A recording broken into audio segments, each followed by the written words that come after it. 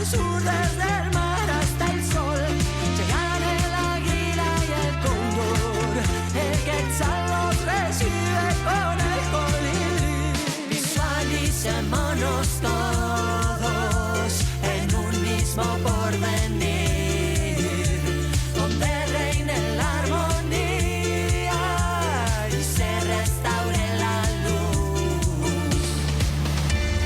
A partir de este momento comienza Encuentros Pedagógicos, la radiorrevista de Renovación Magisterial.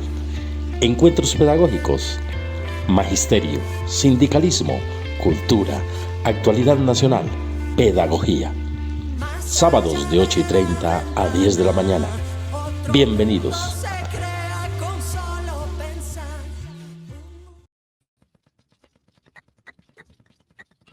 Muy buenos días. Les damos la bienvenida a esta nuestra radiorrevista de Renovación Magisterial, Encuentros Pedagógicos. Hoy sábado 10 de mayo, son las 8:30 de la mañana. Hoy nos acompaña Óscar Carvajal en Lengua de Señas. Recuerden que pueden sintonizarnos los sábados en Facebook Live, en YouTube de Renovación Magisterial. Visítenos en nuestras páginas www.renovacionmagisterial.org, donde siempre encontrarán los audios y documentos citados en nuestras entrevistas y las noticias de actualidad del sector docente y de los trabajadores. Muy buenos días, bienvenido Óscar Carvajal acompañándonos hoy en Lengua de Señas, y les habla hoy Karen Ortiz. Vamos a empezar con nuestro encuentro con los trabajadores. Encuentro con el movimiento obrero.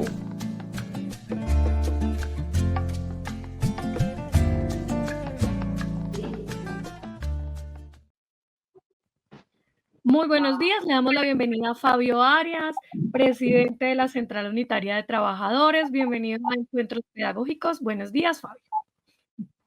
Karen, buenos días para usted y toda la audiencia de Encuentros Pedagógicos. Muy amables por la invitación. Cordial saludo desde la Central Unitaria de Trabajadores a todos los maestros y a las maestras. Bueno, bienvenido, Fabio. Cuéntanoslo todo de la actualidad de los trabajadores en esta semana. Bueno, empezamos el proceso realmente más importante que hemos tenido en este periodo del gobierno de Gustavo Petro, y es la consulta popular. Este es un tema reiterado, repetitivo, pero yo creo que no sobra advertir primero de la importancia de ella y segundo, tratar de comprometer al máximo a la mayor cantidad de personas que verdaderamente logremos entender la dimensión de la problemática que hay en esta consulta. La consulta, entonces, muy breve, la consulta, ¿por qué hay consulta popular? Porque frente al bloqueo institucional que hizo el Congreso de la República, frente a las reformas sociales, muy especialmente frente a la reforma laboral, que la hundieron el 18 de marzo de este año, 8 congresistas de los 14 que se compone la Comisión Séptima del Senado hundieron la reforma laboral. 2 del Centro Democrático, 2 senadoras del Partido Conservador, 1 senador del Partido Liberal, 2 senadoras de los partidos cristianos de Colombia Justa y Libre y el Partido Mira, y 1 senadora de la Alianza Social Independiente de Antioquia, hundieron la reforma laboral. Es decir, no han permitido, por segunda vez la hundieron, sí. Ya habían hundido también la reforma a la salud. Y entonces el gobierno dijo, pues, si la reforma laboral no funciona en el Congreso, que sea el pueblo el que defina. Y ese es un mecanismo institucional. Esto no es una cuestión por fuera de la Constitución ni de la ley. Lo que está promoviendo el presidente Gustavo Petro es una consulta popular que está en la Constitución y está debidamente reglamentada en la ley. Y con base en eso, entonces, ha presentado 12 puntos, de los cuales todos están contenidos en la reforma laboral. Digamos que esas 12 preguntas resumen los aspectos más cardinales de la reforma laboral y quedan en forma de pregunta. Y es preguntarle al pueblo si está de acuerdo o no, y si está de acuerdo, obligar al Congreso entonces a legislar en el sentido positivo que diga la pregunta. Es decir, la consulta la ganamos es de carácter vinculante para el Congreso legislar en esa dirección. Ya no podrían votar que no, porque para eso es la consulta popular. Si el Congreso no define, que el pueblo defina.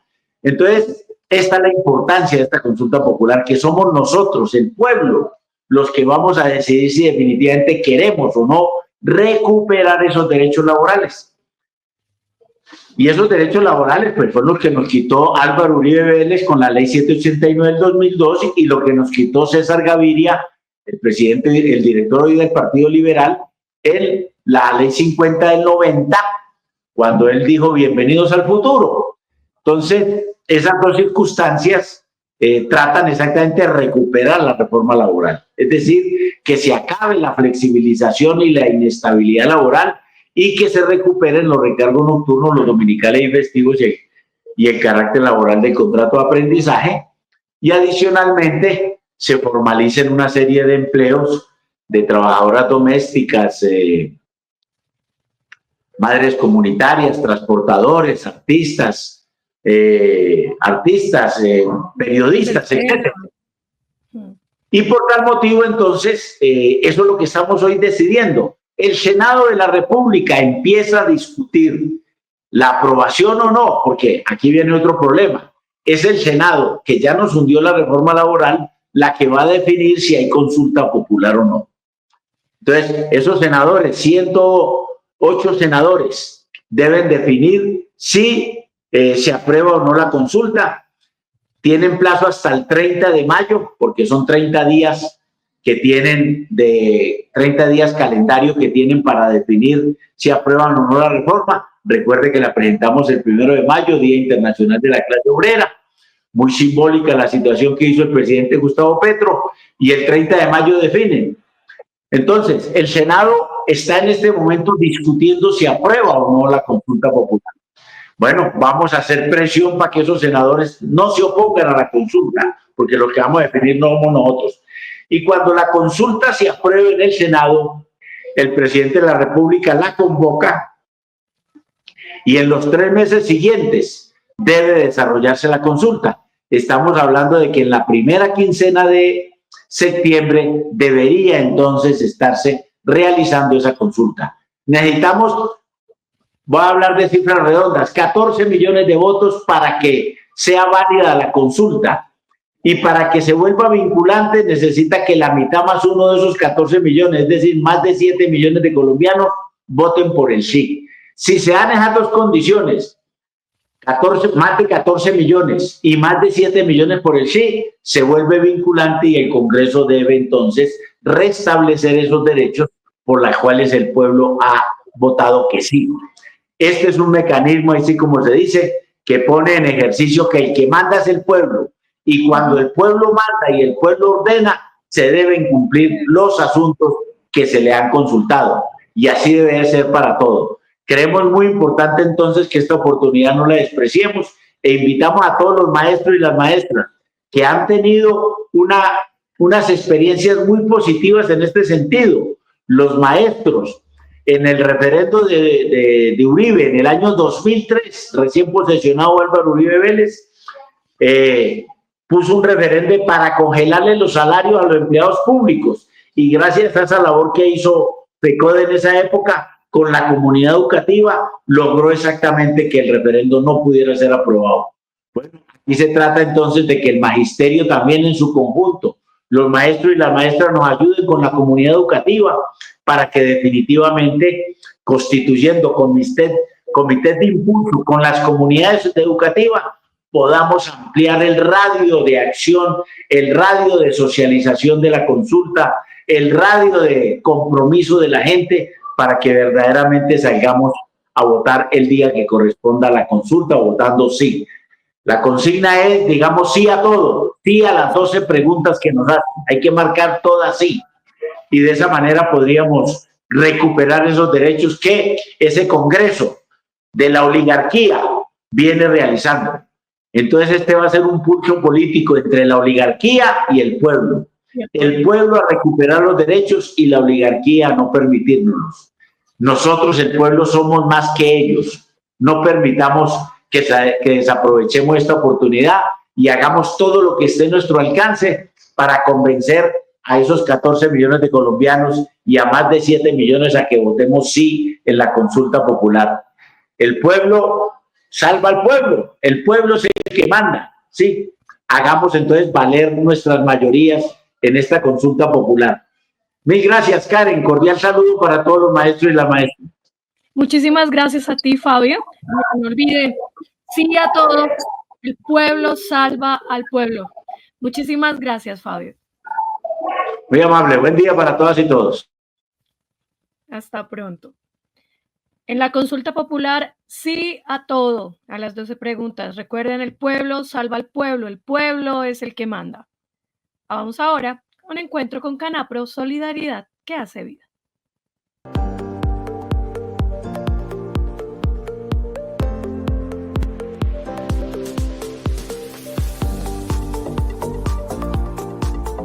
Canapro, solidaridad que hace vida.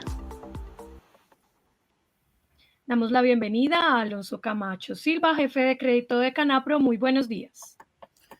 Muy buenos días, Karen, y a todos los seguidores del programa Encuentro Pedagógico, igualmente al equipo de trabajo, a todos los asociados a nuestra cooperativa Casa Nacional del Profesor Canapro, Solidaridad que hace vida, y a los demás oyentes y seguidores de este programa. En primer lugar, un saludo muy especial a hoy 10 de mayo a los veterinarios y veterinarias, reconocer la vocación de servicio de todos aquellos que nos enseñan a cuidar la salud de nuestras mascotas, miembros importantes de nuestra familia y de nuestra sociedad. En segundo lugar, pues aunque es una celebración, digamos, comercial, no deja de ser importante el reconocimiento que debemos hacer a la madre, quienes celebramos con amor, esfuerzo, solidaridad, pues construyen cada día con unas comunidades más justas y cooperativas. Su ejemplo fortalece los valores de la economía solidaria, nos unen y transforman. Entonces, desearles para todas las mamitas un muy feliz día. Igualmente, el próximo 15 de mayo se celebra pues el Día del Maestro. Es muy importante pues destacar la labor que realizan en beneficio de la familia y de la sociedad colombiana. Y pues desde Canapro nos unimos a este saludo de feliz Día del Docente. Es un privilegio ser docente, pues no solamente en la construcción de la cultura, sino en la sociedad, de la manera como vemos el mundo y cómo lo transformamos y cómo ponemos ese granito de arena siendo docentes. Este es el principal activo de las naciones para transformarlas y avanzar hacia una sociedad más justa y equitativa. Entonces, deseándoles un muy feliz Día del Maestro. Próximo 15 de mayo nos unimos pues a esta celebración. Es Canapro, solidaridad que hace vida. También informarles que el próximo 17 de mayo podrán solicitar nuestros asociados crédito, previsora y distrito. Hasta el día 28, pues lo podrán hacer de manera, digamos, por ventanilla o caja, pero hasta el día 17 podrán solicitar su crédito por nómina, previsora y distrito. Recordemos que tenemos dos canales para solicitar su crédito. El primero, pues, es a través de nuestra línea telefónica 601-348-564, extensión 7010, y en forma presencial en cada una de las oficinas de nuestra cooperativa. El horario de atención pues lo encuentran en nuestra página www.canapro.com. Hablando precisamente del reconocimiento a los docentes, informamos que ya se lanzó Galardón Canapro 2025, un reconocimiento a los rectores, coordinadores, orientadores, docentes y administrativos. Una vida que deja huella al servicio de la educación.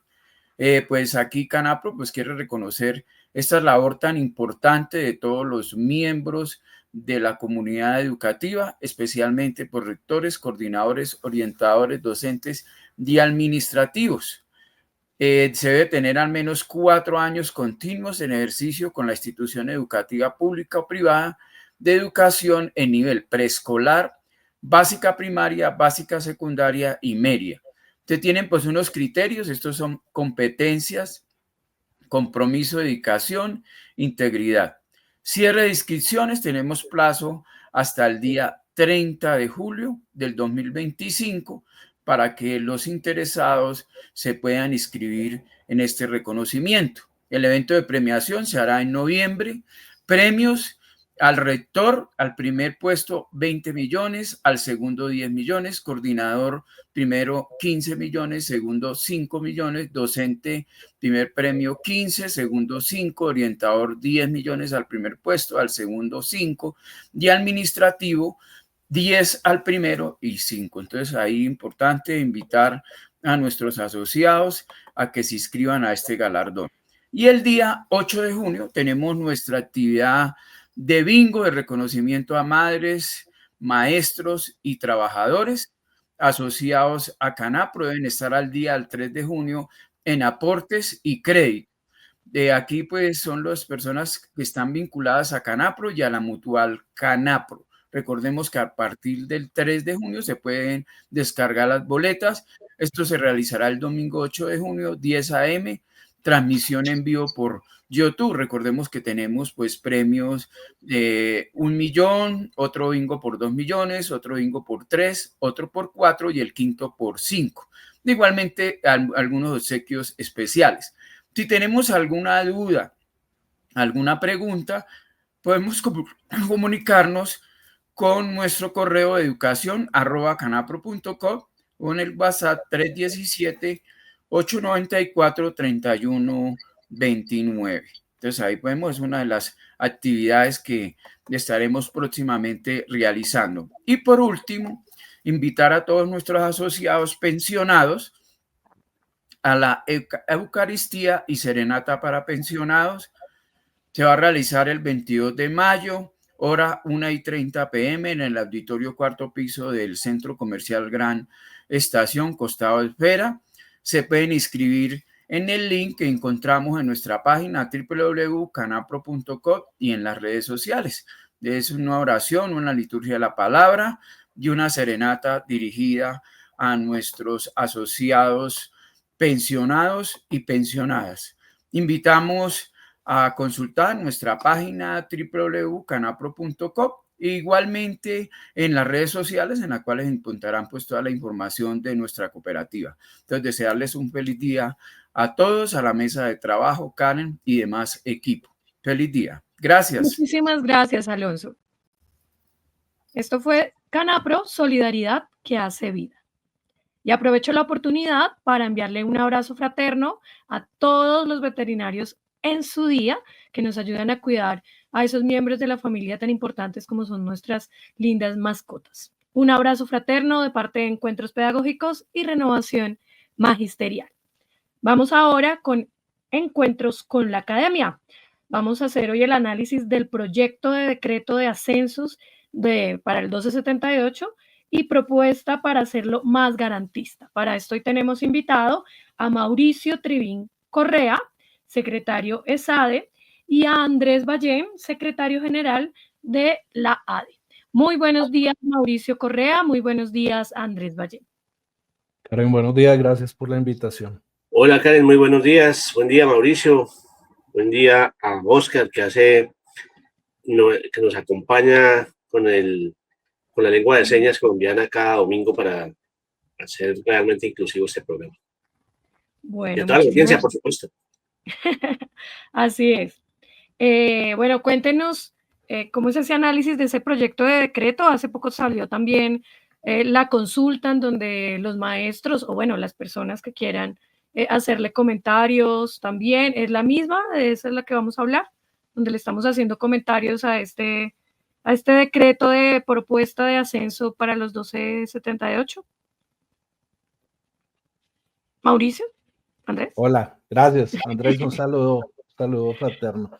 Bueno, rápidamente, permíteme antes de ir al punto que me estás preguntando, creo que es importante hacer memoria de que nosotros empezamos nuevamente a movernos en el escalafón, fue con el nuevo gobierno.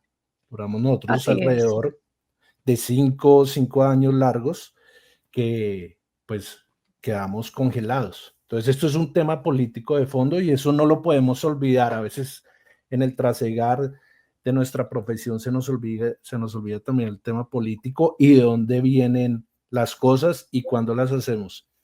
Lo segundo es, de una vez, ya estamos hablando de esta nueva convocatoria, pero una vez tenemos que estar pensando en la que sigue. La idea es que en el 2026 haya otra convocatoria y por supuesto en el 2027, donde ya entrarían todos esos compañeros que hace poco terminaron periodo de prueba y demás. O sea, esto empezamos estamos en una, pero tenemos que estar pensando en la otra. Y lo otro es tener muy claro en la etapa que estamos, que es lo que me preguntas. Estamos en una etapa de consultas ciudadanas sobre un borrador. Por ahí se han generado polémicas, ya están diciendo cosas. Precisamente esta etapa es para eso, para que la gente con calma y prudencia haga todas las observaciones sobre el borrador que hay, ¿sí? Pero en términos generales se cumple lo que ya veníamos. 3 años de nombramiento desde el periodo de prueba, estar ejerciendo el cargo y tener 2 evaluaciones de desempeño. Entonces, si quieres, ahorita más tarde hablamos de una cosita que puede pasar de pronto con los compañeros que están en comisión sindical, pero lo importante es reconocer que esto se volvió a mover y bueno, y hacer digamos, las correcciones que uno considere necesarias de ese borrador que ya está en la página del SECOP. Así es, Mauricio. Andresillo. Bueno, pues parto de lo que estaba diciendo Mauricio, es importante que miremos con ojo crítico la modificación del 1657 que reglamentaba lo que es el que se mantiene vigente sobre la reglamentación de la evaluación con fines de ascenso o reubicación salarial. Sí, evidentemente, FECODE ha jugado un papel fundamental. Con las críticas que la gente pueda tener con la federación, hacia la federación, no pueden negar el papel fundamental en la garantía de un derecho que tenemos los trabajadores y trabajadoras en todas partes, que así debe ser, y es el mejoramiento salarial, la posibilidad de los ascensos. Entonces, que FECODE haya destrabado ese proceso que estaba congelado prácticamente desde el 2018, al que le dieron vueltas, que no lo solucionó el gobierno Duque, que tocaba esperar hasta que resolviera lo de los 8.000 del anterior proceso de SDF, pues allí FECODE jugó ese papel importantísimo. Entonces, haber negociado esos 126.000 ascensos o reubicaciones en 2023 constituye un importante hito. Nunca, desde que existe el decreto 1278, se había producido o se había permitido, se había allanado el camino para que hubiera un proceso de ascenso o reubicación salarial masivo. Entonces, pues, de eso pasaron 80.500 aproximadamente en la cohorte 2024, para lo que quedan los restantes 45.500 que faltan, pues debe haber más garantías, y en ese sentido pues se está trabajando en la modificación de ese decreto 1657. Entonces aquí empezamos ya a encontrar varias cosas. Nos adentramos en los terrenos de este 1657, y pues ahí Mauricio comentaba una situación con relación a las personas que pueden participar o no, y es un debate amplio que hay sobre los maestros que están en comisión de estudios remuneradas, porque definitivamente la norma establece que un maestro que está en comisión de estudios remunerada no está apartado del servicio, está activo. Entonces dice que se señalaba, ¿quiénes pueden participar? Personas que habiendo inscritos en el escalafón, que tengan sus 3 años después del primer nombramiento en periodo de prueba, y que pero principalmente decía que estén activos, que estén en servicio, estar en servicio activo. Entonces eso fue un gran debate en Bogotá con la administración durante la negociación del pliego 2024. Tuvimos esa discusión, la Secretaría en Bogotá, la Secretaría admitió que efectivamente un maestro que está o maestra que está en comisión de estudios remunerada está en servicio activo, pero la situación no pasó en el ministerio.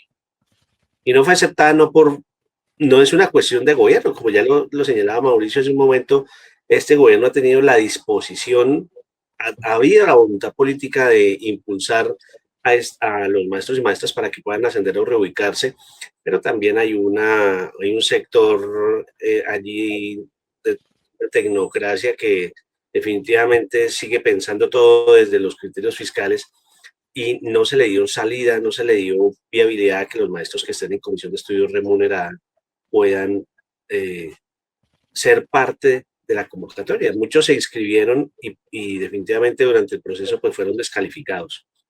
Entonces estamos tratando de solucionar ese asunto y en este borrador no queda tan claro. O sea, se modificó una parte según interpretábamos en el parágrafo 1 del artículo 241, 413. El parágrafo 1 dice pues que no se contabilizará el tiempo en el que la gente esté en comisión de estudio remunerada para efectos de los 3 años iniciales, desde el nombramiento del primer periodo de prueba. Creo yo que esto se puede subsanar cuando salga la resolución de convocatoria. O sea, se puede aclarar ahí. No me queda claro en el asunto, en el parágrafo, en el documento que está en discusión. No sé cómo lo ve Mauricio. Pues, en mi opinión, pues, esto es la parte modificatoria del DURCE, el Decreto Único del Sector Educativo. Sí, Andrés. La especificidad la vamos a tener es cuando salga la resolución de convocatoria. ¿Cómo la ve Mauricio en ese punto? Efectivamente, Andrés y Caterín, digamos, esto es una modificación de una normatividad y tampoco se puede pretender que aquí haya detalles sobre la metodología y demás que va a salir en el cronograma, que eso va a salir en el decreto de convocatoria.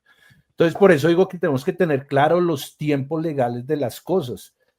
El borrador seguramente salió así porque si no salía, jurídicamente los tiempos iban a extender y eso iba a afectar el proceso. Solo tenemos que tener claro. Entonces, toca cumplir esta etapa, toca hacer las consultas, las sugerencias y esperar que viene con el decreto de convocatoria, que es donde va a salir ya el cronograma como tal. La metodología, al parecer, va a ser muy similar al último, pero van a haber algunos cambios en los puntajes que teníamos en esa tabla. Entonces, toca tener calma. Pero digamos que en términos general, la mayoría de compañeros pues van a tener, digamos, las mismas dinámicas que ya estábamos acostumbrados. El punto de coyuntura aquí, Karen y Andrés, son dos, básicamente. Ya Andrés dijo uno, que es sobre los compañeros que están en comisión de estudio remunerada, la cual mi hermenéutica va con la de Andrés y jurídicamente para mí deberían estar habilitados porque ellos no están separados del cargo. Y la segunda es con los directivos sindicales, que era lo que te comentaba al principio, Karen. Entonces, ellos tienen una situación particular porque en el cambio que se hizo de la reglamentación, dice claramente que si las dos últimas evaluaciones de desempeño es el artículo 3, sí, se han utilizado para ascender, pues ya no son válidas. Y digamos un compañero que está en comisión sindical, exacto, que ya las utilizó antes de entrar a la comisión, pues no se puede presentar y él puede haber entrado hace 4 o 5 años a comisión, o sea que ya está quemado. Y hay otra situación particular, Karen, que también se debe tener en cuenta. Hay compañeros que estuvieron en cargo directivo sindical, pero volvieron al aula. Y en entonces este momento, les faltan esas 2 evaluaciones. No, en este momento solo tienen una. Volvieron al aula del año pasado, le hicieron su evaluación, pero las anteriores ya como están quemadas no la pueden utilizar. Claro. Entonces, digamos, hay 2 situaciones particulares ahí. Pero creería yo, Karen y Andrés, que esto se puede subsanar en esta etapa. Esperemos que sea así. FECODE, obviamente, creo que el lunes vuelven a tener reunión ellos sobre el tema y esperemos que al final esto se solucione. creo que al final la gran mayoría de compañeros que no pasaron la vez pasada y que no se pudieron presentar lo van a hacer en estas, digamos, el general de los compañeros, digamos, no tiene ninguna situación particular, y si se solucionan estas dos o estas tres que ya nombramos, pues creo que esta etapa terminaría con éxito. Y cierro con esto, Karen. El curso todavía está vigente, ¿no? Recordemos que eran 2 convocatorias y un curso para los compañeros que no pasaban ninguna de las dos. Eso sigue vigente y esperemos que en las normatividades que vienen siguientes, pues salga eso también para darle tranquilidad a la totalidad del magisterio del 1278. En ese sentido, Mauricio, también otro punto en el que también se han hecho varios comentarios es porque nuevamente se siente como una penalización hacia los maestros que han tenido la oportunidad de ascender en todo, o sea, en vez de reconocer el esfuerzo, porque cada ascenso, sea con SDF, sea con examen, pues ha requerido un esfuerzo de ese maestro, porque es que ninguna ha sido fácil. Yo también soy 1278, ¿sí? Y eso ha requerido un esfuerzo, ha involucrado casi que a toda la familia para que uno consiga pasar cualquiera de las definiciones de evaluación o de lo que se les haya ocurrido para que uno pueda ascender, para que se siga sintiendo como este tipo de penalización, o sea, menos puntos porque usted ascendió, no debería ser, porque esa desventaja. O sea, frente a eso... Karen, aquí hay un tema de fondo que es un tema económico, eso no lo podemos negar. Inclusive recuerden que hay una sentencia del Consejo de Estado que le dice al magisterio, claro, ustedes tienen derecho al ascenso y ahí están el tipo de evaluación y demás, pero eso está sujeto a un tema presupuestal. Si nosotros como docentes no tenemos claro eso, pues va a ser muy difícil dar un debate o hablar del tema. Entonces, como hay un tema presupuestal, pues no pueden abrir la puerta como uno quisiera, precisamente porque dinero como tal no hay, ¿sí? Eso es uno. Y dos, hay un tema de solidaridad, un principio de solidaridad, Karen. Tú, Andrés, yo estamos en Bogotá. Creo que ha sido la región donde más hemos podido avanzar a nivel de estudios, de ascensos y de movimientos en el escalafón. Pero recuerden que si Colombia no es solo Bogotá, sino Colombia es un tema de regiones. Y hay compañeros que llevan 15, 16, 17 años en el magisterio y nunca han podido ascender. Entonces, ahí viene el principio de solidaridad. Claro, yo puedo decir, bueno, eso no es problema mío, allá ellos verán, así vivan a 4 o 5 horas de caballo, eso no es problema mío. Pero este es el tema de solidaridad. Entonces, los que ya estamos un poco mejor ubicados, pues uno dice, bueno, estos compañeros deben tener algún reconocimiento, alguna opción en esta ocasión que les dé un poco más de puntaje o que les dé un poco más de oportunidad que a mí, que digamos he podido participar en todo, he podido estudiar y demás. Entonces, el debate es amplio, amplísimo, Karen, hay diferentes miradas, la que tú me dices es válida también, pero yo creo que el tema de solidaridad con los compañeros en la región, en la Colombia profunda, creo que lo debemos tener en cuenta, o si no, pues básicamente me importaría en mi ascenso y yo, y para de contar el magisterio en general, ¿no? Para concluir, Andrés y yo. Bueno, mira, yo quiero referirme a dos cosas. Lo de las dos evaluaciones, o sea, de los dos últimos puntos que han tocado, quiero señalar lo siguiente. Sí es polémico esto de las dos últimas evaluaciones. En efecto, levantan polla porque, pues, por las razones que señalaba Mauricio sobre las personas o que han estado con permiso sindical, pues me refiero retirados de la institución educativa, exactamente, los que han estado en permiso sindical, los que han estado en comisiones de estudios remuneradas o quienes han tenido procesos largos de incapacidad médica, por ejemplo.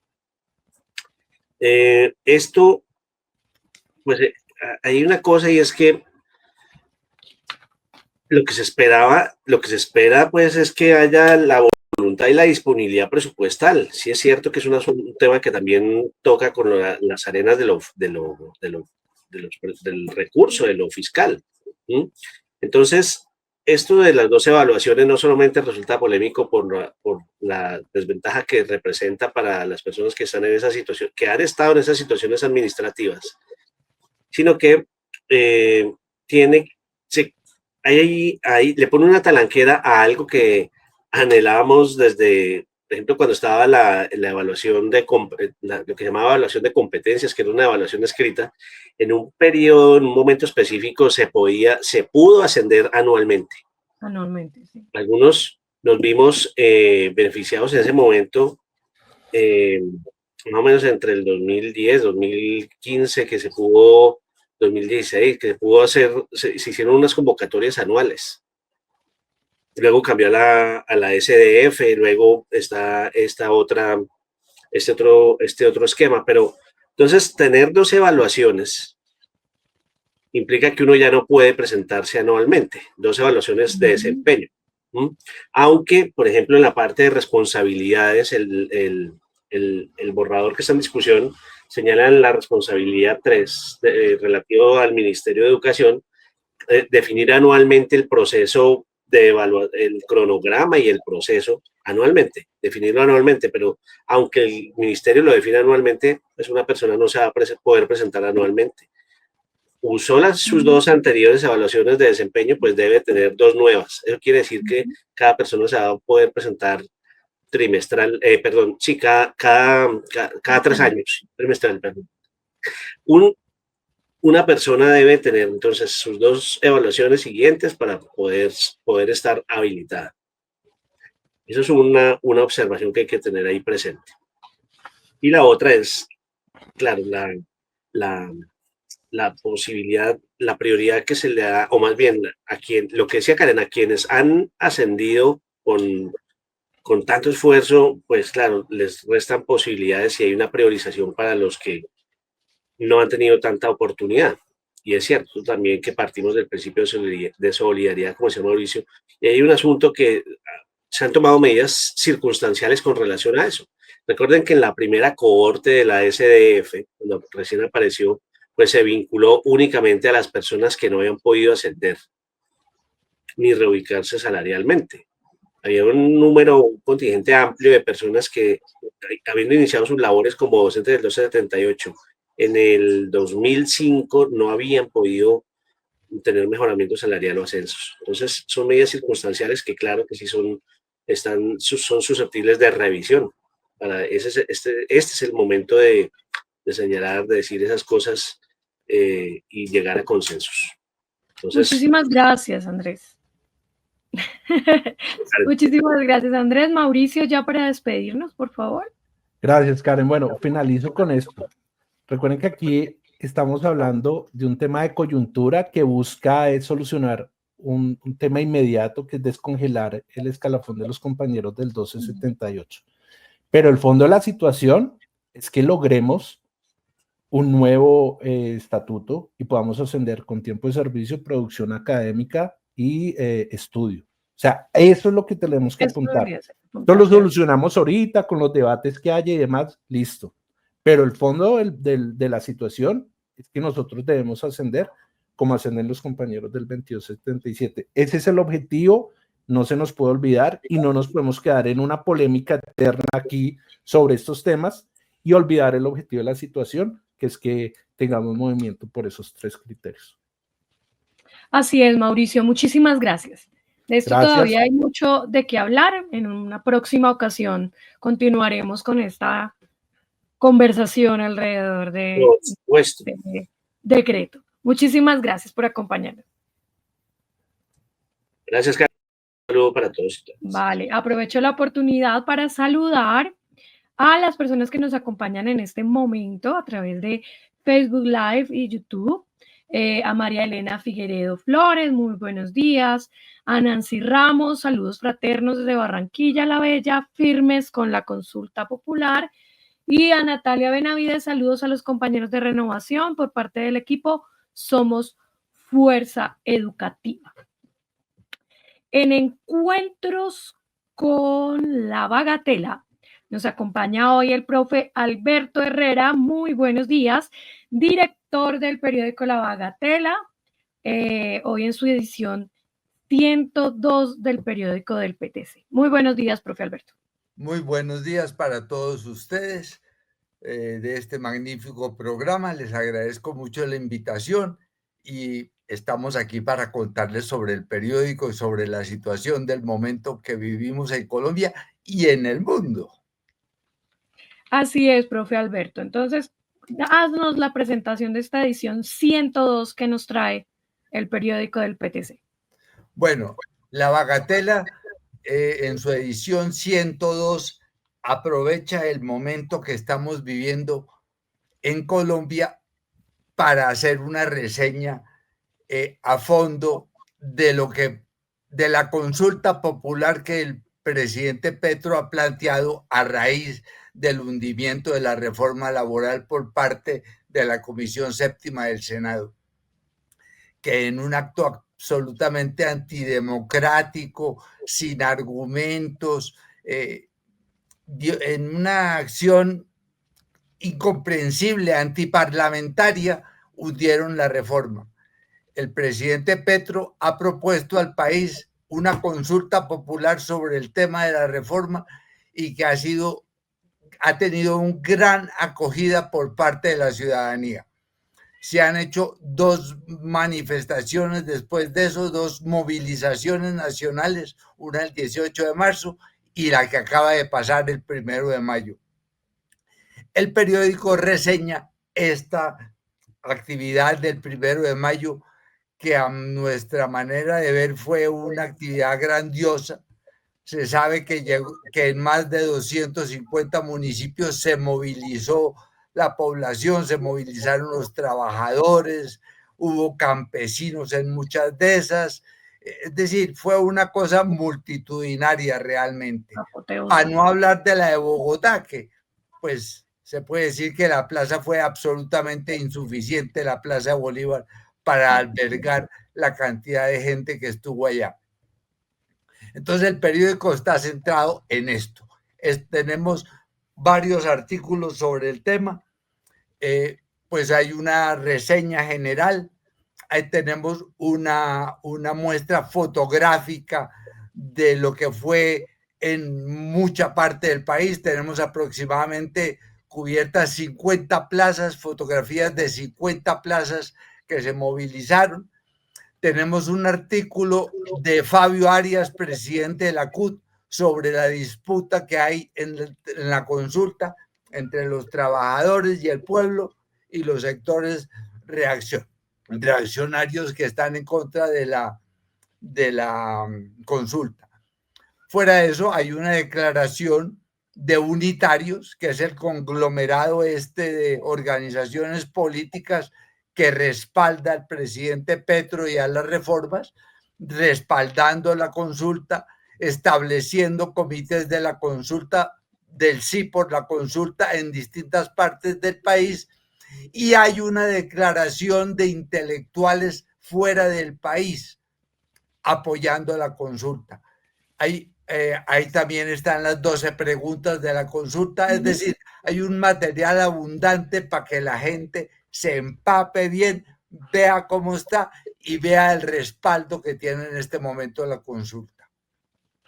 Así es, profe Alberto. Entonces la invitación es a leer La Bagatela en esta edición 102 y no se les olvide, ¿no? Sí a todo, a las 12 preguntas. ¿Cierto, profe Alberto?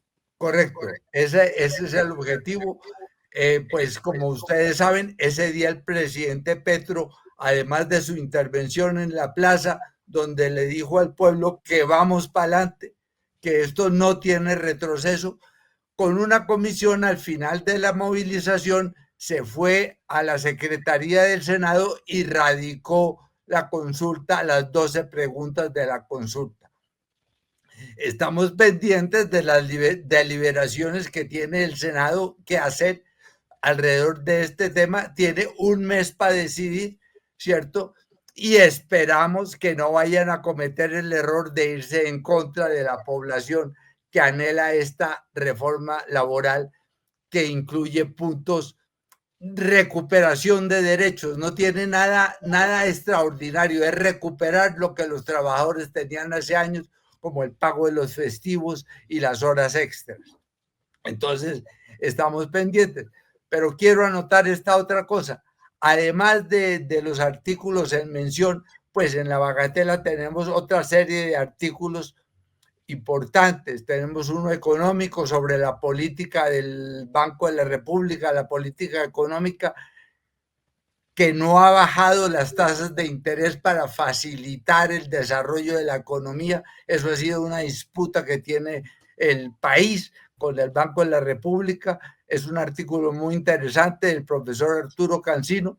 Tenemos un artículo que rememora a Jorge Eliezer Gaitán, a una de sus intervenciones en la plaza, y hay un comunicado también donde lamentamos la muerte del Papa Francisco, ese gran hombre defensor de los pueblos y de las minorías, un hombre muy democrático que desafortunadamente murió.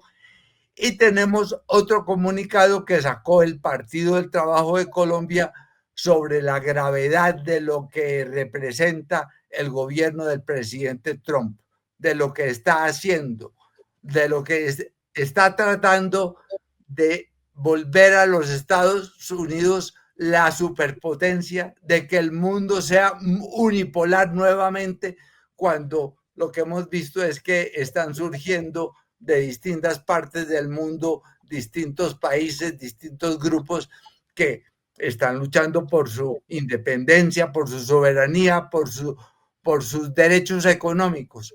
Trump quiere a la brava, utilizando la fuerza de los Estados Unidos, su privilegio económico al manejar el dólar, etcétera, y con una política que linda con el fascismo, contra las minorías, es un tipo misógino, etcétera. Entonces está tratando de revivir lo que los Estados Unidos fue hace muchos años y que me atrevo a decir no volverá a ser nunca. El mundo unipolar quedó atrás y ahora la multipolaridad es la que se quiere imponer en la humanidad. Muchísimas gracias, profe Alberto. A ustedes muchas gracias por la entrevista y hasta la próxima. Hasta una próxima oportunidad. Listo. Muchísimas gracias. A ustedes. Y a propósito de lo que decía el profe Alberto, hoy en Encuentros con la Historia, 80 años de la derrota planetaria del fascismo y lecciones que no se deben olvidar. Para eso tenemos invitado a el profe Pascual Amezquita, docente investigador, PhD en Economía, y vamos a darle la bienvenida con esta pregunta. Profe Pascual, muy buenos días y bienvenido nuevamente al programa. Se cumplieron 80 años de la derrota del fascismo. ¿Qué se puede encontrar históricamente como parte de esta derrota? Ante todo, agradezco a las compañeras y compañeros del programa Renovación Magisterial por la invitación y un fraternal saludo a que nos oyen y nos ven profesoras y profesores de todo el país.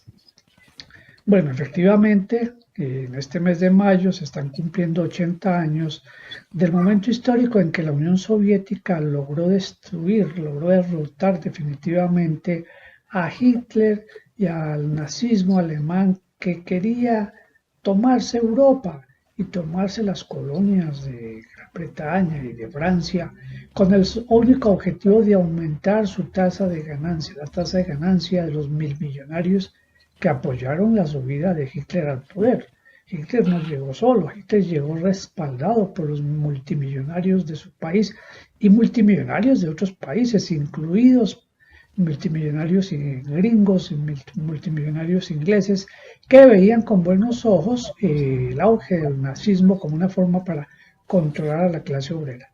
De manera que lo que termina haciendo la Unión Soviética al derrotar a Hitler no es solamente derrotar a la expresión alemana del imperialismo, del fascismo, sino derrotar la expresión general del fascismo que estaba creciendo en el planeta.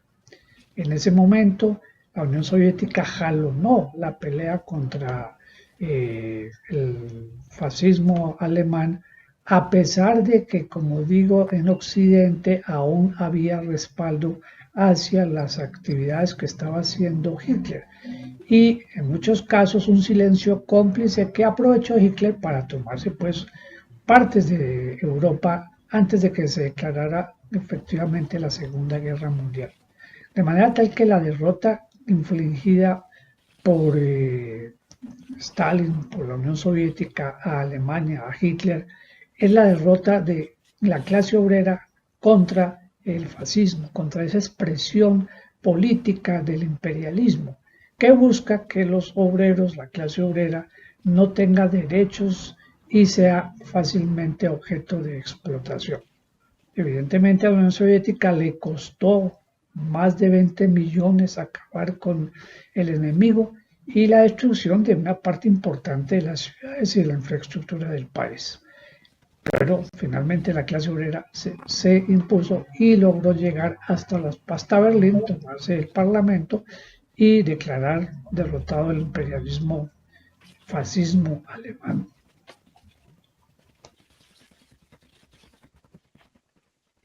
Ok, profe. ¿Quiénes estuvieron frente a esta derrota que al parecer se quiere adjudicar Trump?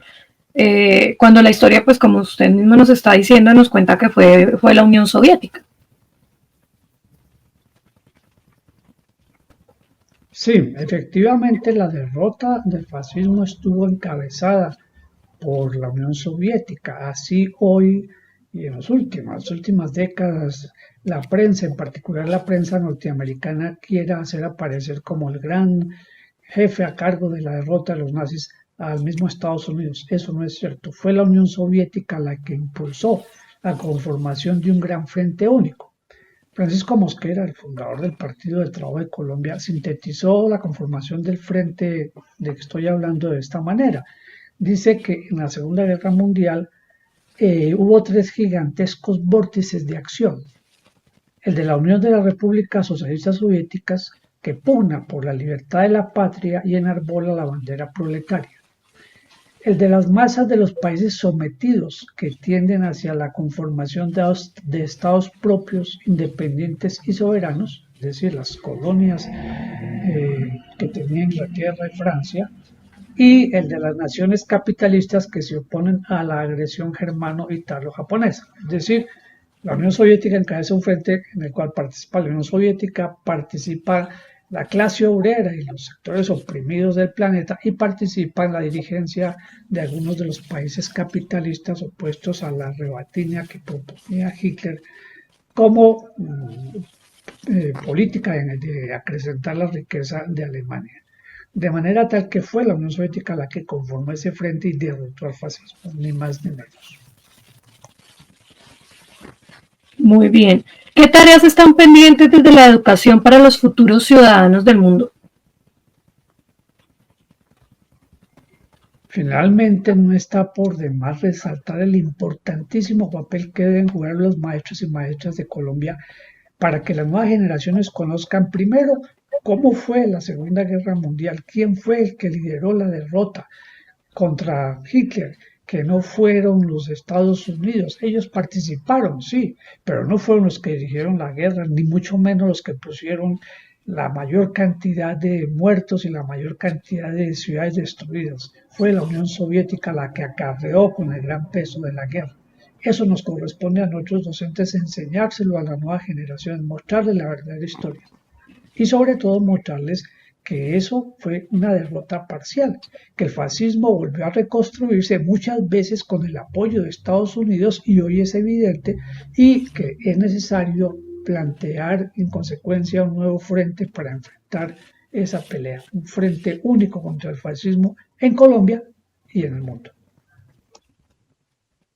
El fascismo fue derrotado en la Segunda Guerra Mundial, pero hoy en día, pues frente al resurgimiento del fascismo en algunos países, ¿qué implicaciones tiene este resurgir en contra de la clase trabajadora, en especial en Colombia?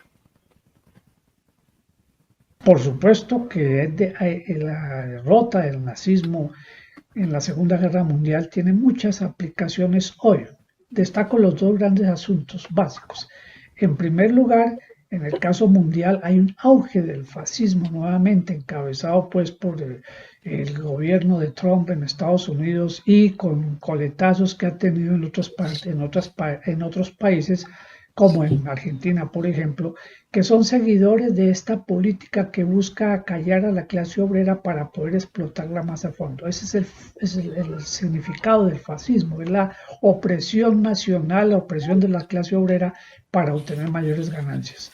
De manera tal que lo que se plantea a nivel mundial es una oposición de los partidos y de los gobiernos y de los sectores democráticos opuestos al auge del fascismo, es decir, por la defensa de los derechos de la población, por la defensa de los derechos de asociación, de expresión, es decir, todo lo que está negando en este momento el gobierno de Trump.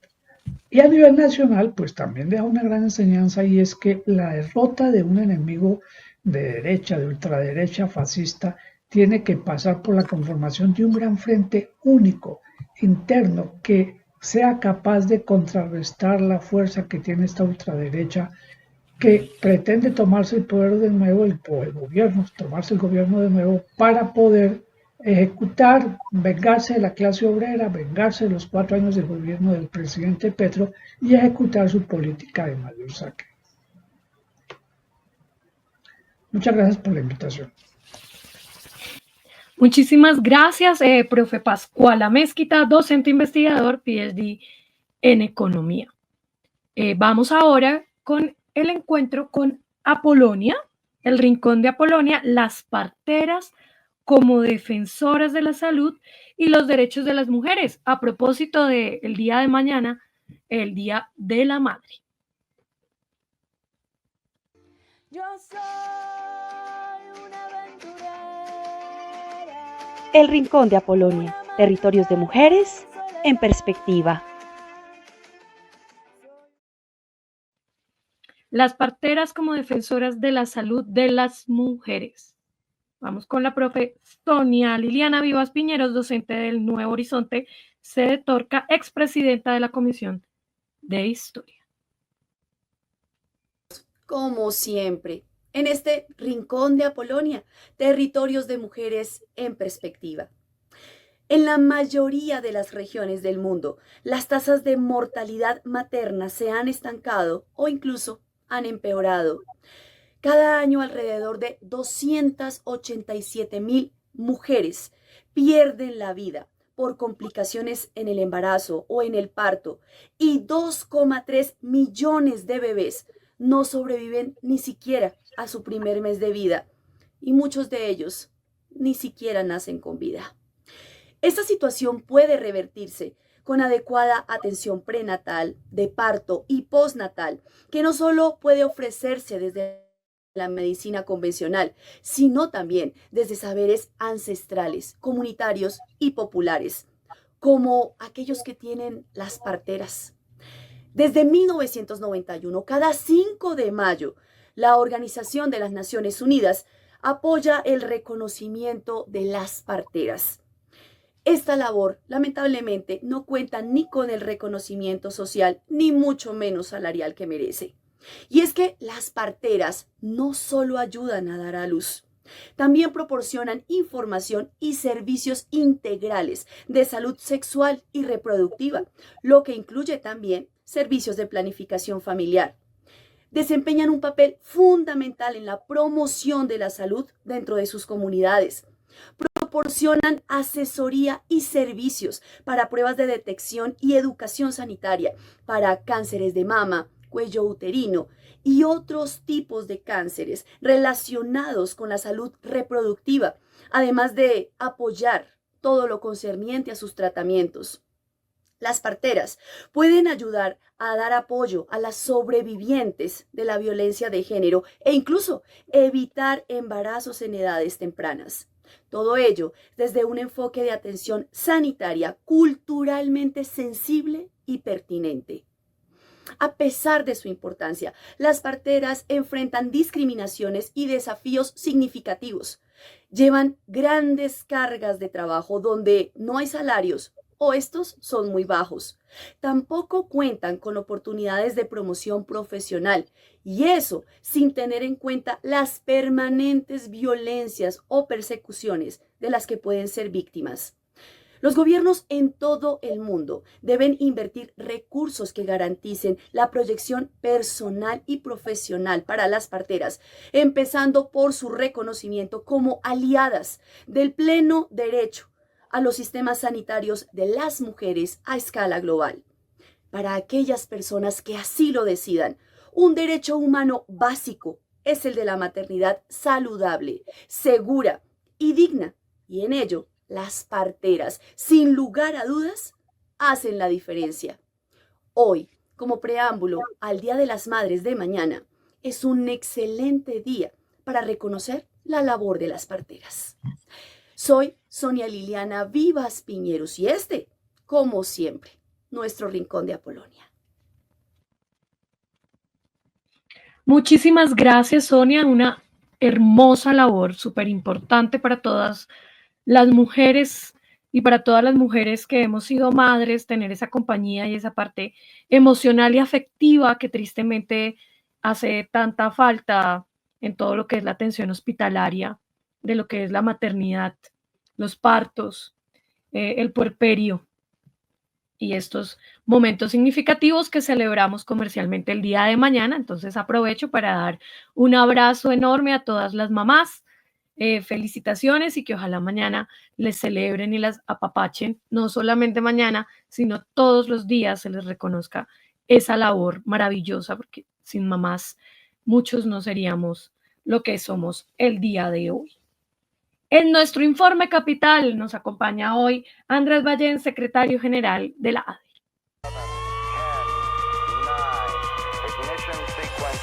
Informe capital.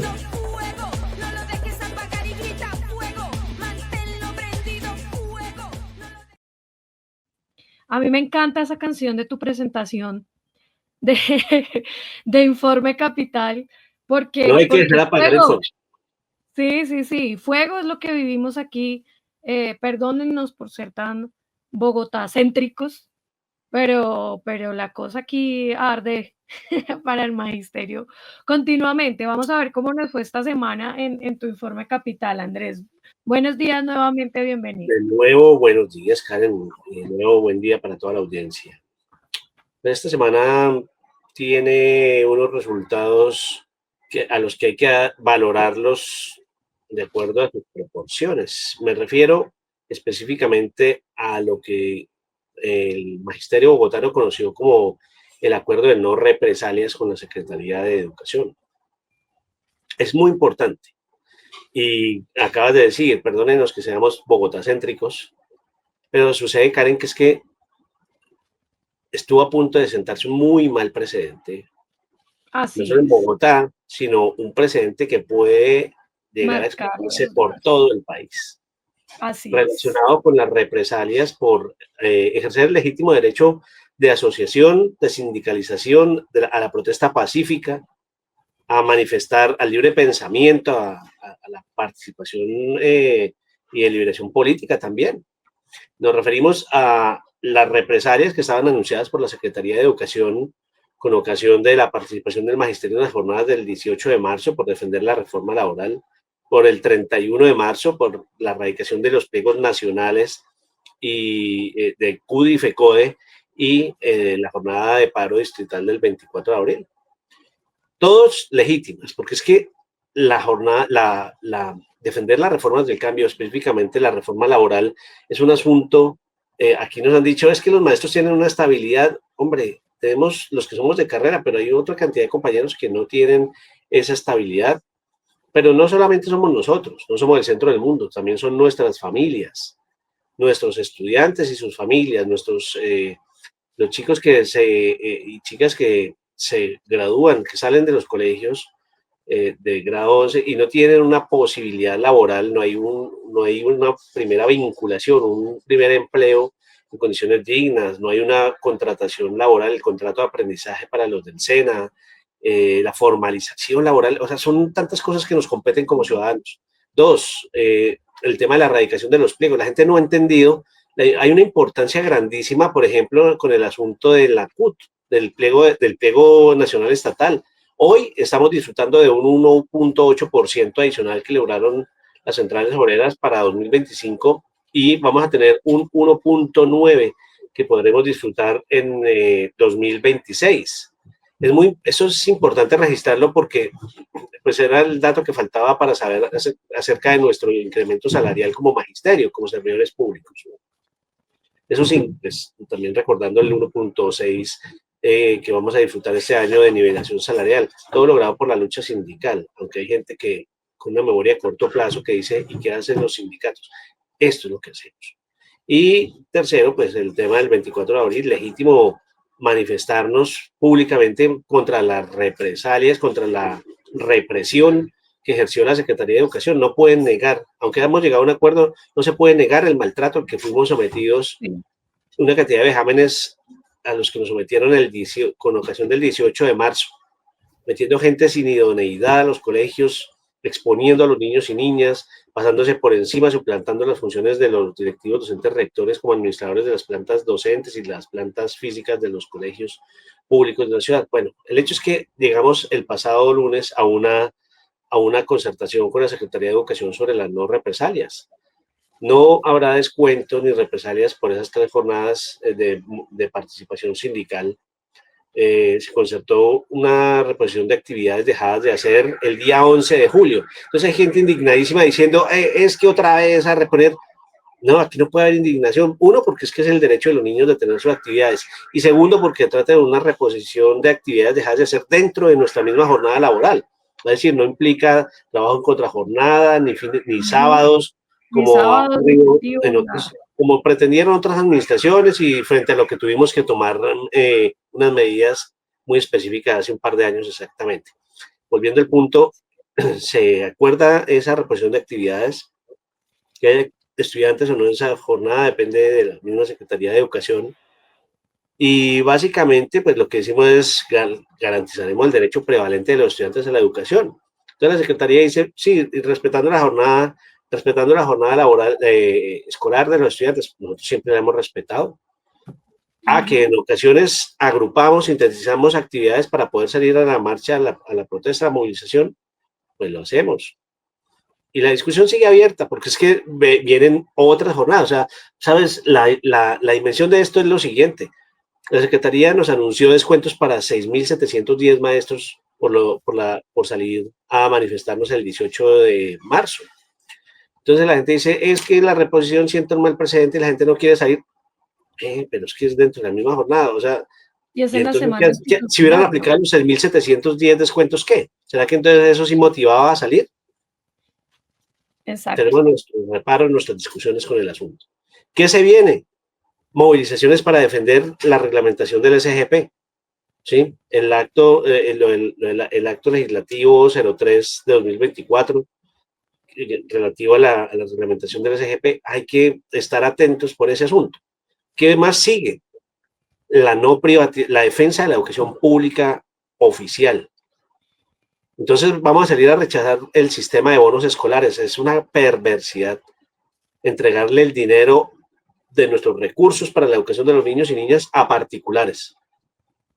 Entonces, aquí hay un llamado muy claro también desde la presidencia. Ayer está circulando un video del presidente Petro con ocasión de los acontecimientos del ICBF, del abuso sexual contra algunos menores por parte de un docente. Resulta que, dice el presidente, ese docente era un docente contratado por unas fundaciones, por unos particulares que están administrando la educación y la garantía del derecho de los niños y niñas en el ICBF. ¿Qué hacen particulares administrando los recursos públicos en ese sentido?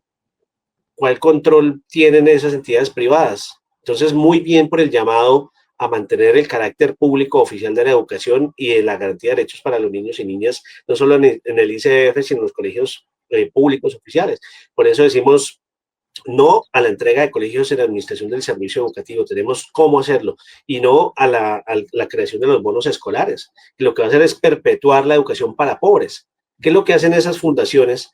Bueno, y ahorita lo que está haciendo la Secretaría de Educación, a todas las fundaciones que les está entregando los contratos para formación de maestros, unas cosas para formación como líderes a los directivos docentes, lo entrega a fundaciones que no tienen ningún tipo de trayectoria probada o no de tantos años, y esa gente contrata con unos salarios muy bajos, con unos pagos irrisorios a personas que no tienen el nivel de formación que tenemos los maestros y maestras de la ciudad.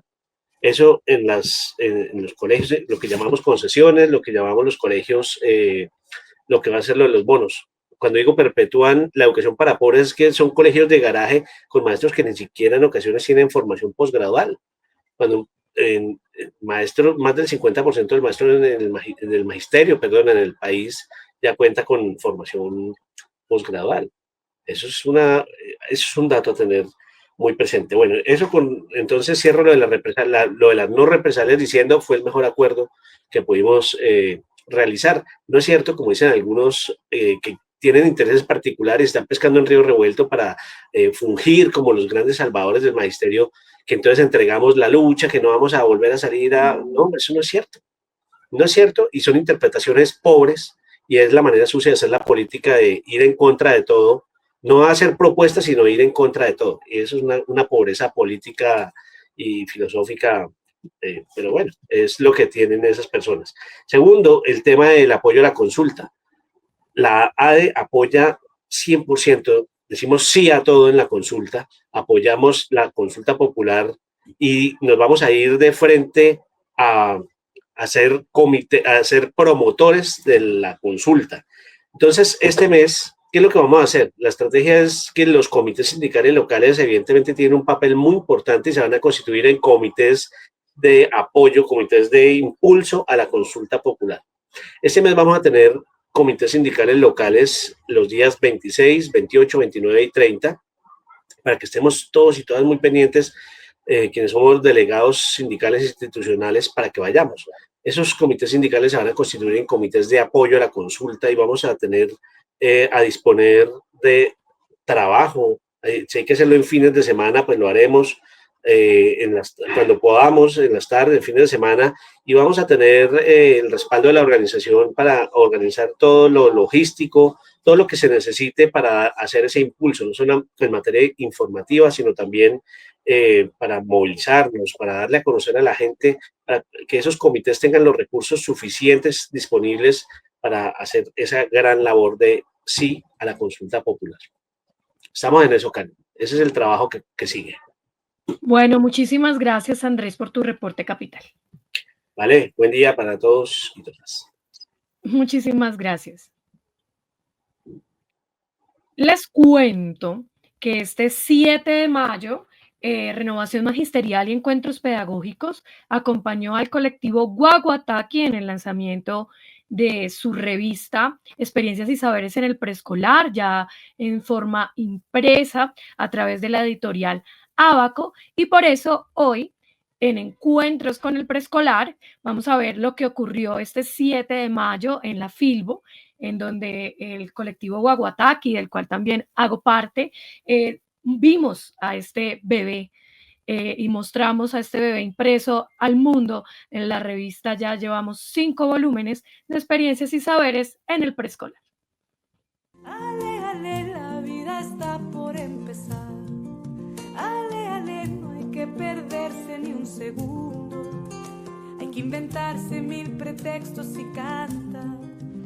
Encuentro con el preescolar.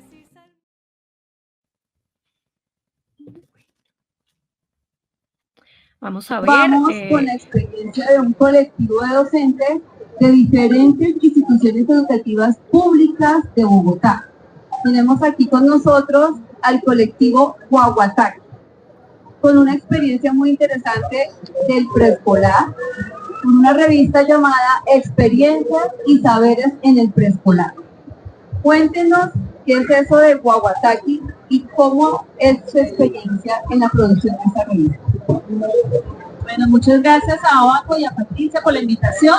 Mi nombre es Heidi Quijano, yo soy de uno de los colegios de Bogotá, se llama Instituto Técnico Industrial Francisco José Caldas, y quiero primero que todo presentar a mis compañeras y compañeros, porque sin ellos no sería posible esta revista. Aura Ribón, Karen Ortiz, Andrea Arias, Yolanda Amélquita, Yadira Ruiz y nuestro compañero Fabián Astudillo.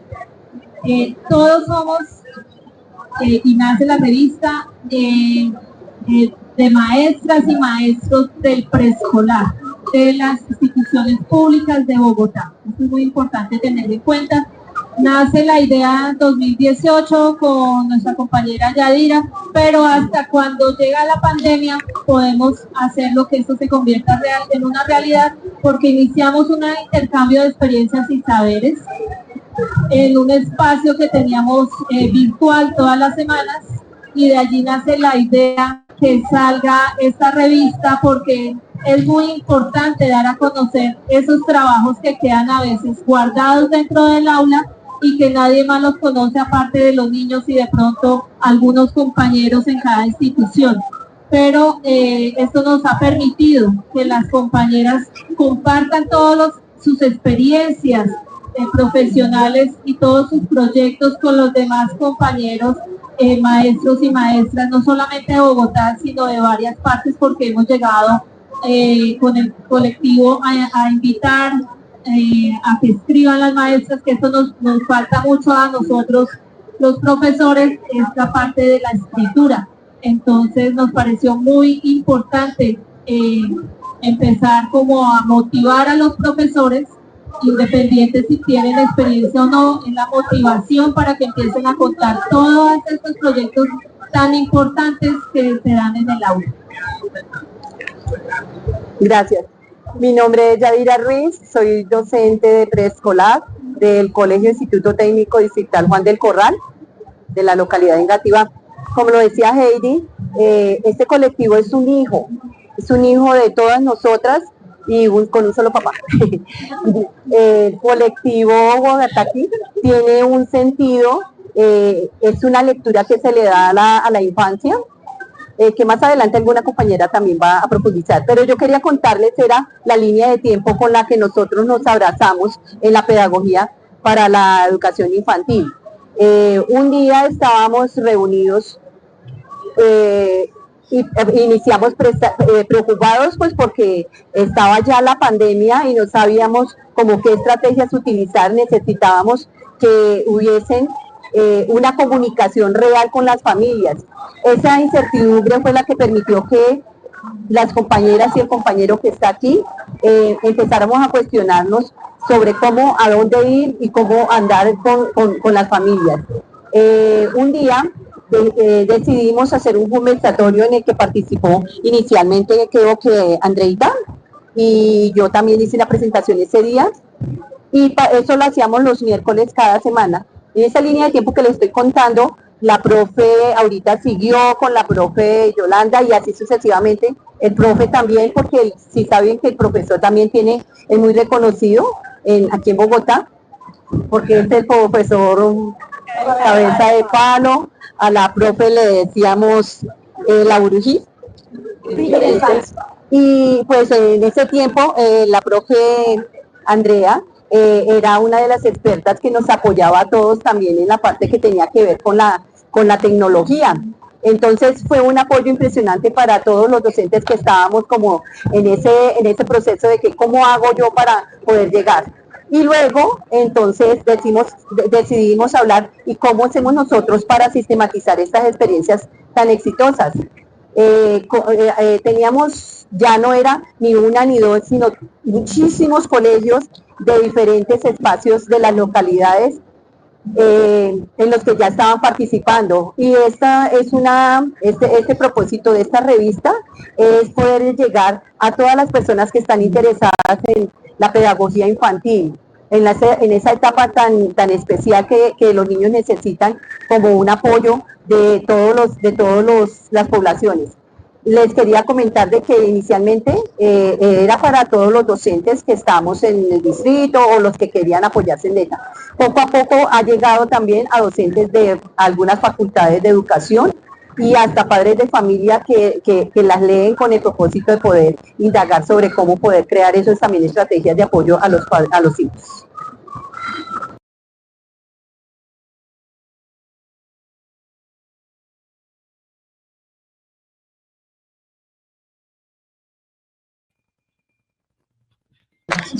Bueno, la última invitación es que a partir de julio vamos a sacar la convocatoria para nuestra revista del 2025, la edición número 6, para que estemos todos pendientes de participar en ella. Ya la despedida. Por eso los invitamos, así como yo, a que participen aquí en la revista Experiencias y Saberes en el Preescolar. Si yo pude no solamente publicar, sino ayudar a su edición y a su diseño, tú también lo puedes hacer. Lo que haces en tu salón es valioso, es mágico y seguramente nosotros vamos a aprender y compartir. Bienvenidos a Experiencias y Saberes en el Preescolar. Gracias, Editorial Abaco, por la oportunidad. Muchas gracias.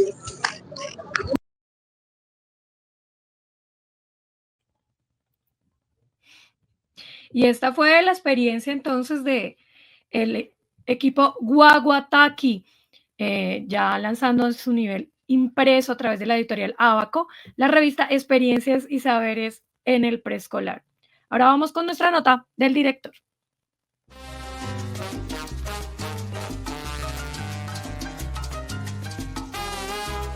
Nota del director.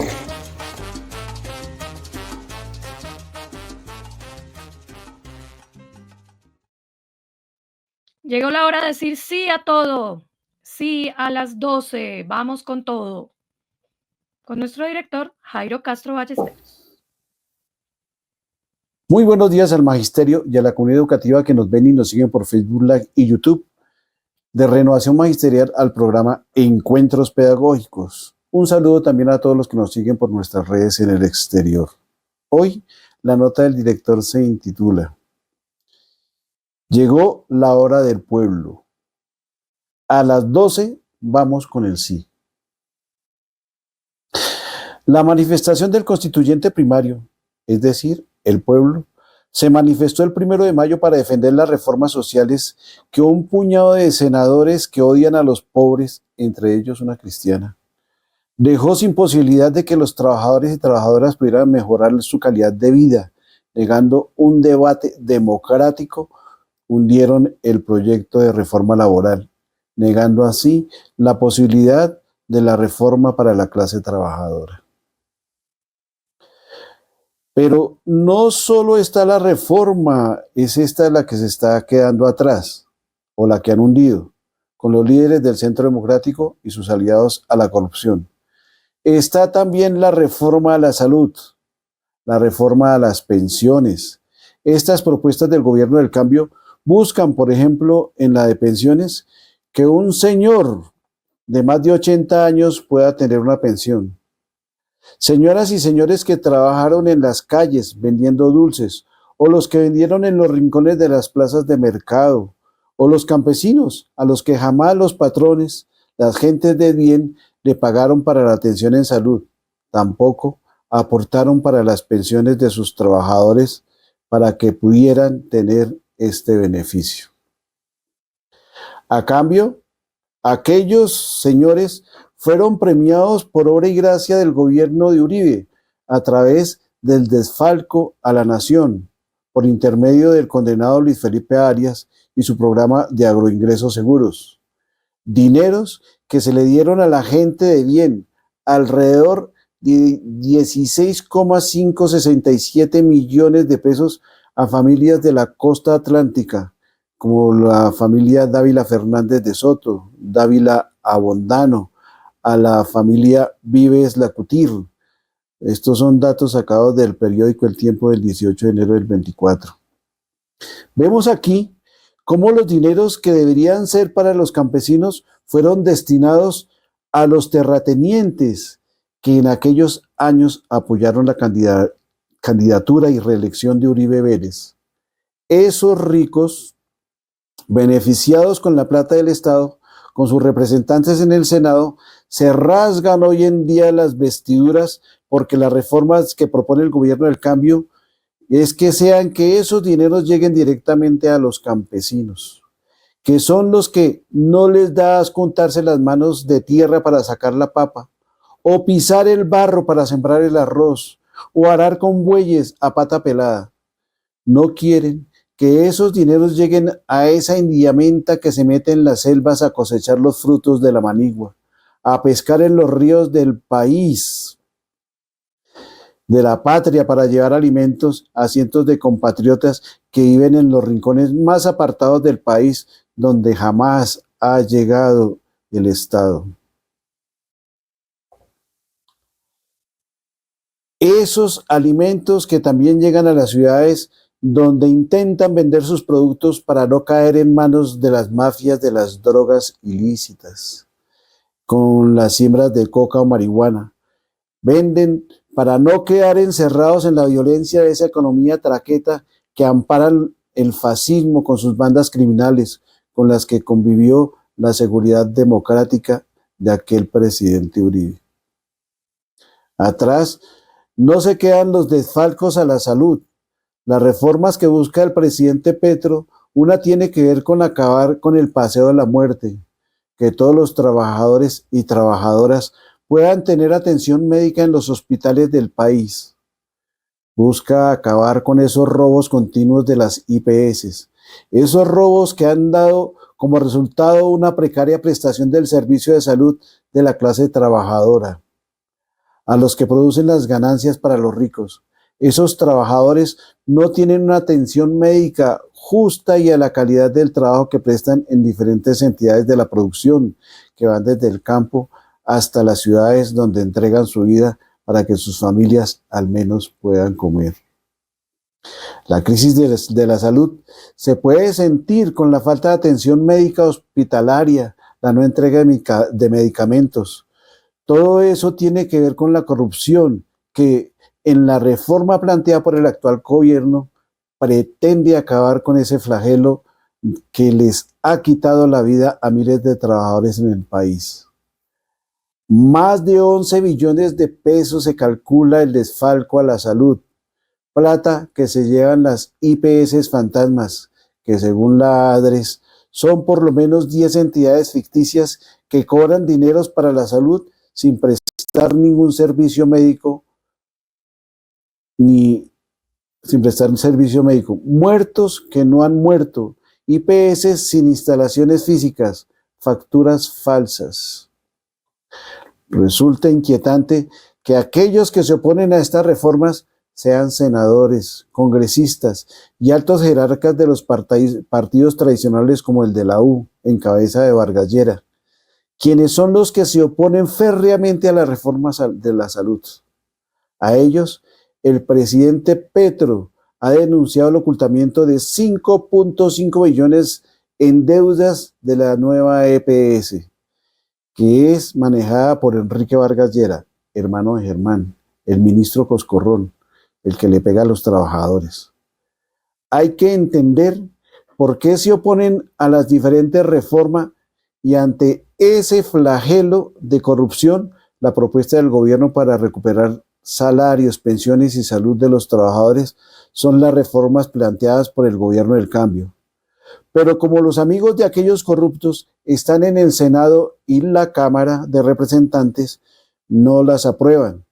Se burlan del gobierno y sin importarles la clase trabajadora, prefieren seguir usufructuando del erario público mediante el desfalco al Estado. Por eso, el mandato del constituyente primario se tiene que hacer sentir en las diferentes plazas democráticas, en los debates de las tiendas, en el Transmilenio, para ir conociendo las 12 preguntas del referendo popular, para que de esta manera, con todos los colombianos, conquistar las reformas laboral, la de salud, la de pensiones. Por eso hay que votar sí a las 12, la hora del pueblo. Muchas gracias. Nos vemos dentro de 8 días en otra nota del director. Muchas gracias a Jairo. Sí, a las 12. Vamos con encuentro con la comunidad educativa y el magisterio. Pasar haciendo caminos. Encuentro con la comunidad educativa y el magisterio. Nos acompaña Miguel Ángel Pardo Romero, integrante del Comité Ejecutivo de FECODE, Comisión de Política Educativa y secretario de prensa. Bueno, un saludo vital, fraternal y pedagógico a todo el magisterio de la comunidad educativa del país. Durante mayo y junio se desarrollarán 4 procesos trascendentales que exigen nuestra mayor concentración y dedicación. En primer lugar, el proyecto de ley orgánica que reglamentará el acto legislativo 03 de 2024 que reformó el sistema general de participaciones después de 22 años de lucha. Se trata de garantizar que los recursos reconquistados se destinen específicamente a la universalización progresiva de los derechos a la salud, el agua potable, el saneamiento básico, a la educación y a la dignificación de la labor pedagógica. Desde esta semana, FECODE socializará su propuesta y desarrollará un proceso de movilización social en todo el país. En segundo lugar, en la nueva fase del modelo de salud, estamos desarrollando las acciones que buscan garantizar la red nacional con todas las entidades médicas acreditadas e interesadas, difundida, eso sí, pública y oportunamente para ejercer la libre elección por parte del magisterio. Igualmente, seguir concretando los mecanismos que garanticen el pago oportuno a las entidades que nos atienden sobre soportes, como también que se materialicen las acciones legales de las que incumplieron y o de quienes ejercieron presuntamente actos de corrupción, esa nefasta herencia que junto a la onerosa intermediación insisten en perdurar y asfixiar nuestra reforma a la salud. En tercer lugar, la negociación colectiva del pliego unificado del sector de educación, que en su segunda semana logró coincidencias en 22 puntos y una primera ronda sobre 20 peticiones con el propósito de establecer su alcance. Simultáneamente, FECODE continúa en las mesas de implementación de los acuerdos del 2023 como ascensos, jornada única, provisionales, entre otros. En cuarto lugar, desarrollaremos la campaña pedagógica y argumentativa para votar 12 veces sí a la consulta popular por la restitución de derechos. Reconocimientos al Magisterio de Bogotá por su masiva demostración de dignidad y en defensa del presupuesto de educación. Abrazos a todos y todas. Muchas gracias, Miguel. Nuevamente reitero, felicitaciones a todos los veterinarios hoy en su día. Un abrazo fraterno a todas las madres que mañana también celebran su día. Y les recuerdo, sí a las 12, sí a todo, el pueblo salva al pueblo. Ahora sí, agradecemos a todos ustedes por su sintonía, a todo el equipo de Renovación Magisterial en Colombia, a nuestro director, Jairo Castro Ballesteros, a nuestro productor Sergio Camilo Castro en lengua de señas, hoy a Oscar Carvajal, un saludo a Paula. Y recuerden, todos los sábados continuamos en su compañía de 8:30 a 10 de la mañana. Les habló Karen Ortiz. Hasta pronto. Renovación Magisterial presentó Encuentros Pedagógicos. Los esperamos el próximo sábado a las 8:30 de la mañana. Gracias por acompañarnos.